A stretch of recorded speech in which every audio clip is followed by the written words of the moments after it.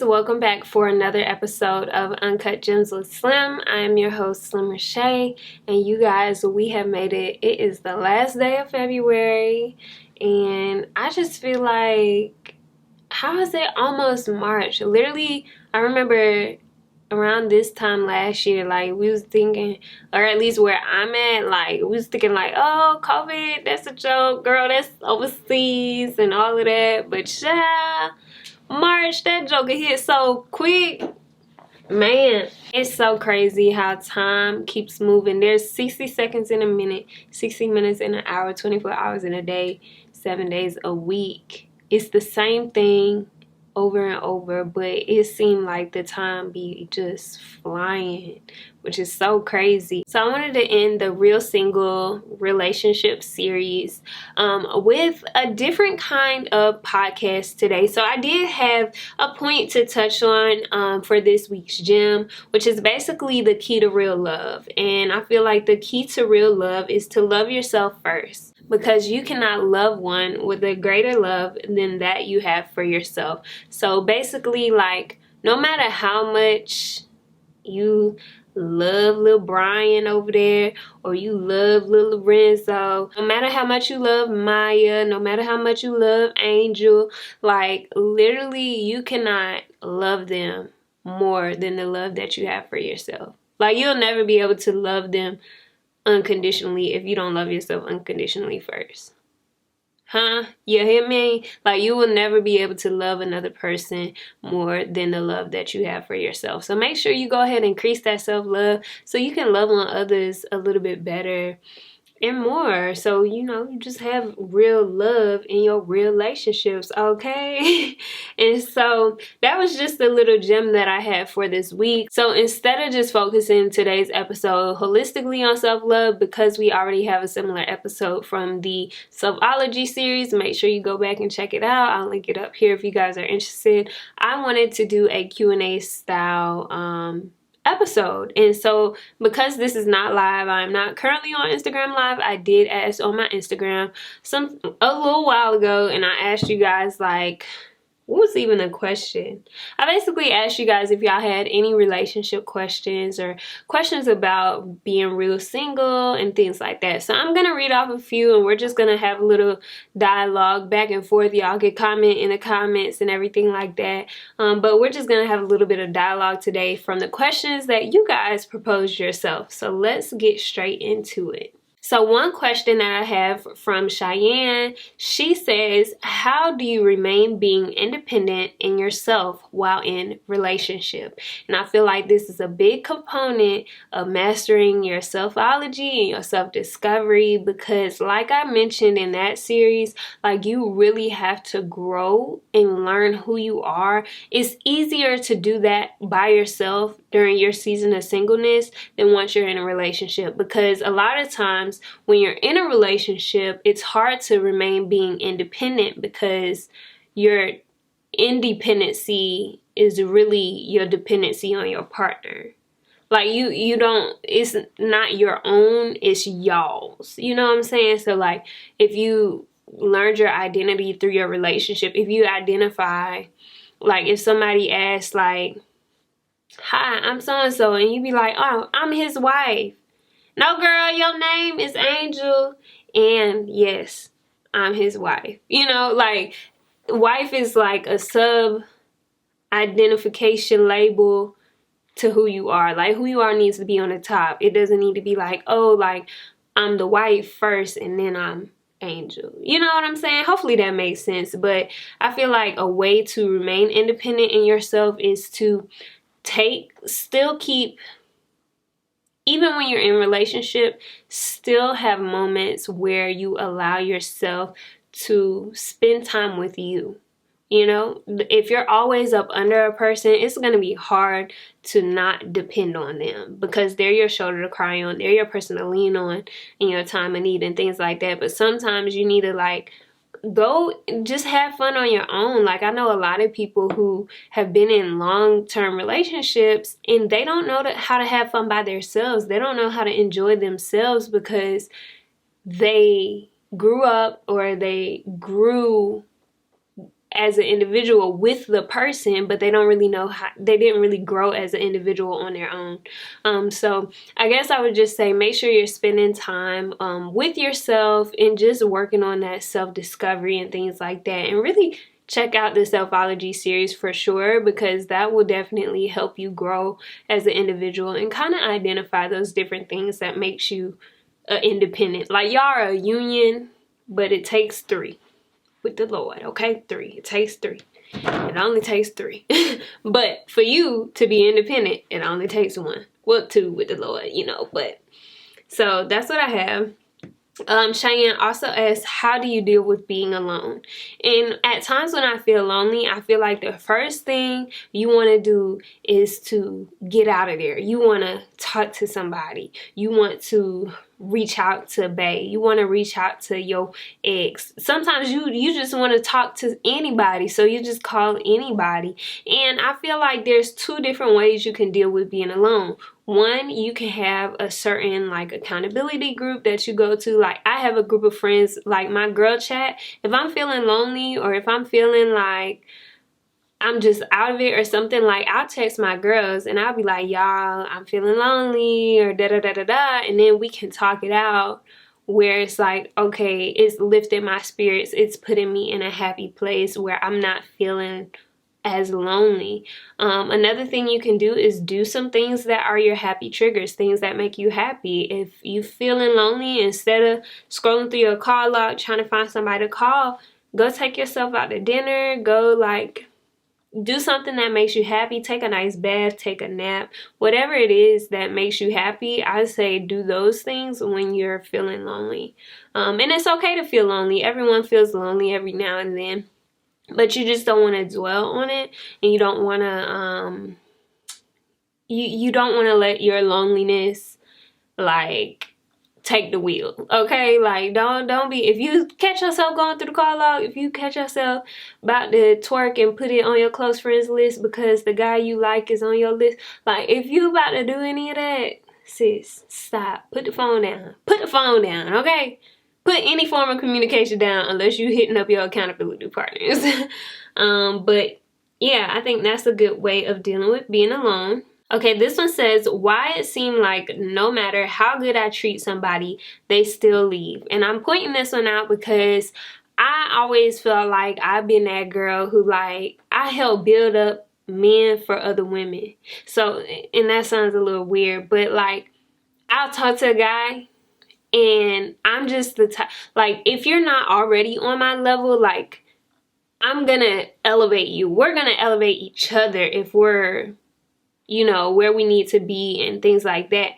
And so, like, I've been in more than one situation where, like, the guy that I was talking to, like, we grew as individuals because of our relationship with each other. But then it's like, as soon as they got all T's crossed and I's dotted, as soon as they got like that, they would leave and be T's crossed and the I's dotted guy for another woman.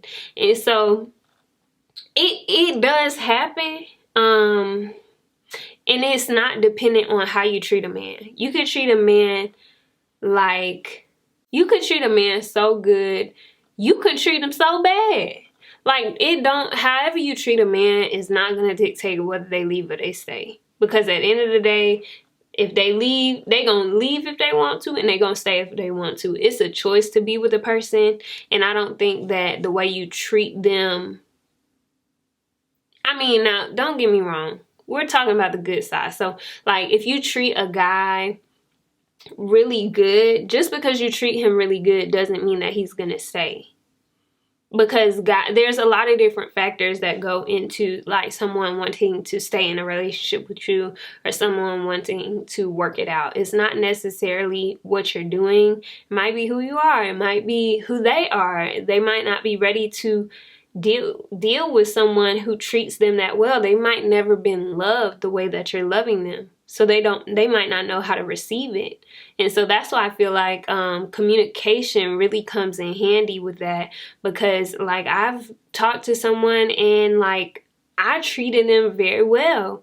And they would always ask, like, I don't understand why you're treating me this way. And I'm like, it's because I care about you. And then after a while communicating, I had to be like, you know, has anyone ever treated you this way before? And if the answer was no, then that'd be why that they don't know how to receive it. Not that they don't appreciate it or they gonna leave. Some people be scared too now. If you treat them good and they've never received treatment like that before and they decide to leave, some of them be too scared to stay. So, that probably wasn't good advice. But overall, I don't want you to think that what you do for another person directly impacts them leaving. I feel like if that always happens to you, put some boundaries. Don't give a guy your all when you first meet them. Like, make sure y'all are on the same playing field, y'all on the same level as far as the effort that you're putting into the relationship. And then from there, just keep communicating so you can know, like, okay, am I treating them too good and they not really interested, or, you know, whatever. Ooh, someone says, how can I determine if my relationship is stopping me from achieving my goals? Girl, if ain't nothing getting checked off your checklist, it might be stopping you. So I feel like this one right here, your partner should know your goals. Your partner should know like what you're trying to do. And if they still like put themselves, I wouldn't say put themselves before your goals, but they don't identify your goals as a priority in your life, then that's where you might have some issues. And so if you, like, for me, if I'm like, oh, I gotta create this content, I gotta do this, this, and this, like, my man need to be like, okay, babe, well, I'm gonna call you later so you could get your video done, or call me once you finish your video. But if back to the question, like determining if your relationship is stopping you from your goals, like my partner knows that creating the content is important to me and it's a goal of mine. So if he sat there and just wanted to talk on the phone all night, or like wanted to keep me up to fall asleep on the phone and do all that high school stuff, like that's like a trigger or a flag, like, hey, you need to check that, or you need to check your boundary. Boom, here's the answer. If your boyfriend or if your partner does not respect your boundaries when it comes to your goals. So I feel like first you should establish some boundaries as far as your goals. And then if he doesn't respect those boundaries, then that's how you can tell like your relationship is stopping you from achieving your goals. Because if you say like, I gotta record this video and he want to talk to you all night, that means one, he don't have no regard. Like, he should be like, okay, babe, go finish your video because I know you got to do that, or I'm rooting for you, or let me see what it looked like once you finish. Like, you know, that's the kind of support you need versus someone who just want to take up all your time, probably talking to you to like fluff up an insecurity that they have and not being alone. Neither here nor there, but y'all get what I'm saying. And also be conscious of that, you know, the fluffy love stage where you want to stay up all night and talk on the phone. Like, I have to check myself too sometimes, because I'm the type of girl, like, I'm head over heels for my man. And so, like, yeah, I want to talk to you all the time. But at the end of the day, that's not productive. Like, I can't be talking to you till 1, 2, 3 o'clock in the morning when I got to work the next day. That's not smart for me nor you, because we both going to be tired at work. You know what I'm saying? So it got to be, like, some kind of balance. Chica11 said, is it ever worth going back to your ex? And I feel like exes are exes for a reason. But I will say sometimes, like, you meet each other and it might not be the right time. You know, you met them for a purpose, but then you also split for a purpose. And if they're meant for you later down the line or something like that, and they come back around, then maybe because you're going to change during the time that you're apart. And then maybe that change was necessary. Maybe the split was necessary for the Lord to get both of y'all right independently, for y'all to then come back together later. Like, there's that. It also depends on, like, why you guys split. Because I mean, that gets sticky. So I'm not gonna tell you like, no, don't take your ex back, but I'm not gonna like be like, no girl, take them, cause that's all that's out there. No, sis. No, your ex is an ex for a reason, and if he's supposed to come back around, there needs to be growth and resolution from whatever made y'all split in the first place. Ooh, okay, so this is good. This says, Gotti Range says, is this love to stay 3 weeks without talking to your partner just because they're introverts? And now me, I'll tell you this. That ain't gonna fly with me. I had someone, they went a week without talking to me, and I was like, in my head, I'm like, child, we done mentally broke up. Like, I'm tight. Because I feel like the way I communicate, the way that I show someone is important to me, I'm going to communicate with you every day. Like, I like you. I want to talk to you every day. I want your time. I'm interested in your time.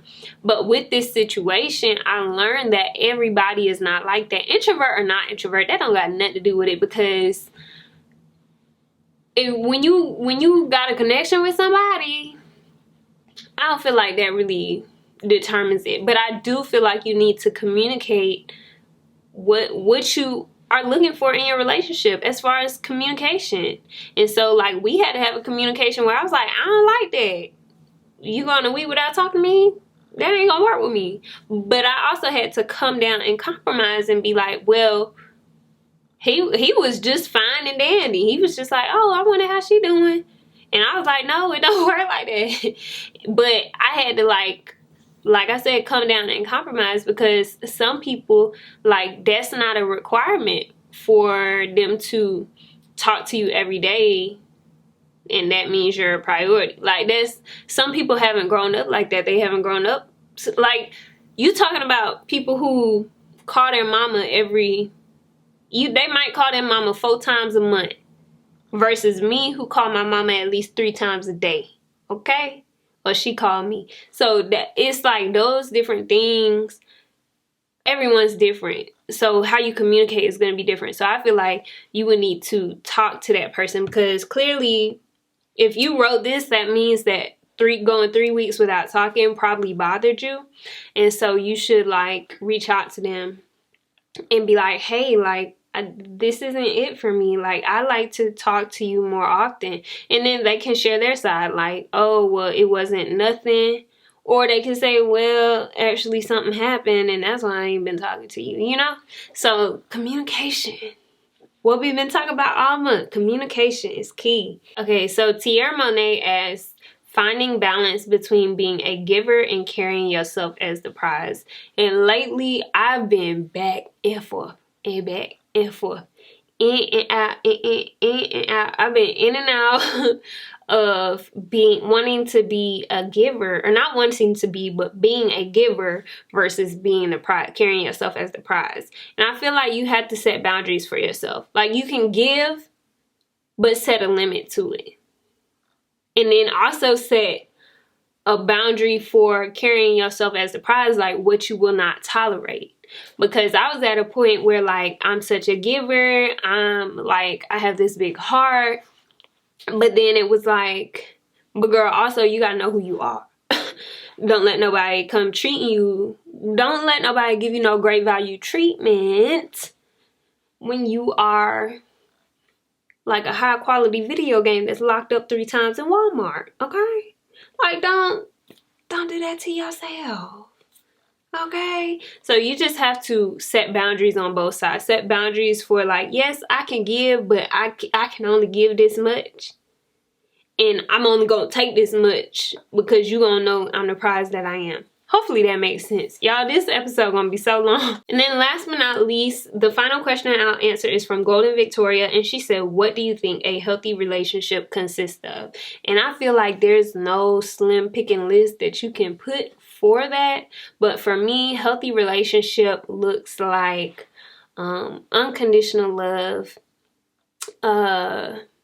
genuine regard for another person as a whole, trust, honesty, transparency, vulnerability, effective and efficient communication. I feel like all of those things kind of tie into a healthy relationship. A similarly balanced relationship, or equally yoked, as the church folks say. And health has to be holistic. I mean, physically, mentally, emotionally, and spiritually, like all them three gotta be healthy in the relationship for it. That's what a healthy relationship looks like to me. So I hope this little Q&A session was interesting for you guys and you guys enjoyed this content. I'm super excited for March. We're gonna be talking some business with some boss women on a podcast. So make sure y'all stay tuned for the next series. I love you guys so very much. Make sure you subscribe to Uncut Gems with Slim on YouTube, on podcast, which is all podcast streaming platforms. We are also on Instagram at Uncut Gems with Slim, and you can also follow my personal Instagram at Slim Reshae. I love you guys so very much. Thank you for tuning in, and until next week. If you enjoyed today's episode, be sure to subscribe to the podcast and feel free to connect with me on Twitter, Instagram, and YouTube at Slim Reshae. That's SlimReshae. Links will be listed in the show notes, and until next time, love yourself and be beautiful. When you're bad, when you need to fight.